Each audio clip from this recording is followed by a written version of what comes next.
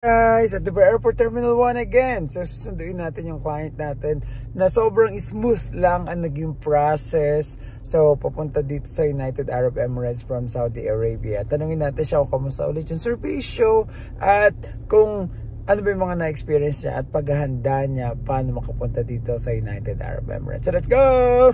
Guys, finally Mr. Alex Sindebar, welcome po sa UAE. So sir, tatanungin ko lang kayo, kamusta naman po ang biyahe niya? Okay naman, napakadali lang. Sobrang smooth lang po ba? Ano po yung mga hinanap na documents sa'yo din sa immigration? Sa immigration wala.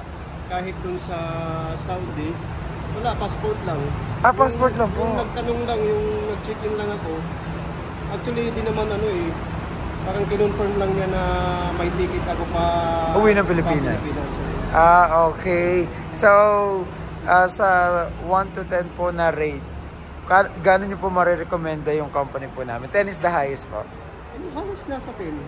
Kasi napaka-smooth, wala namang pangamba, walang yung hindi ba hassle yung mo, na wala ka nang isipin sa, siguro kasi nga sa baguhan, opo, natural mag-iisip pa muna sa pero pag nakapasok ka na, nakapag-check-in ka na, wala na. Opo, so yung papunta po dito, ano po mga preparation ang ginawa nyo? Ano yung mga naiisip nyo before bago kayo pumunta dito sa Dubai? Actually, mga 1 year ago pa ako nag-iisip kung paano. Bali, dati pa nag-search na ako kung paano makapunta. Kasi nga ayaw ko pa na mag-exit sa Pinas muna. Mas mahirap ata. Mahirap po? Nagkahanap pa ng ibang opportunity. Ah, mashallah. Kaya nakapag-exit dun sa company. So, welcome po sa Dubai. Sige po, let's go po. Guys, dahil walang tutuluyan dito si Sir, dun siya tutuloy sa atin sa bahay. Kasama ni Mr. Anthony. So, kawork niyo po si Mr. Anthony? Oo.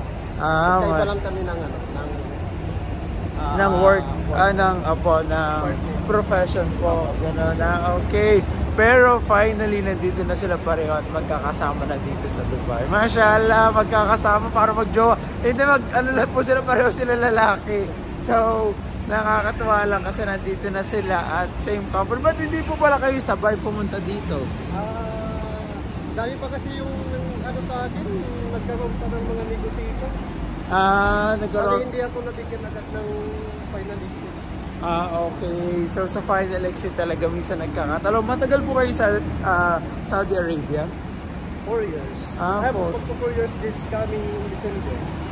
Okay. So medyo matagal-tagal rin pala. At first time nyo po dito sa Dubai? Oo. Kasi si Sir Anthony is medyo matagal na nag-Dubai na din pala. So si Sir is first time. So let's go! Dali natin si Sir sa bahay para makapagpahinga. For sure pagod si Sir. Okay po? Bye-bye! Yeah, bye-bye! Finally, nandito na si Kuya. Kasama si Kuya Anthony. Hello po!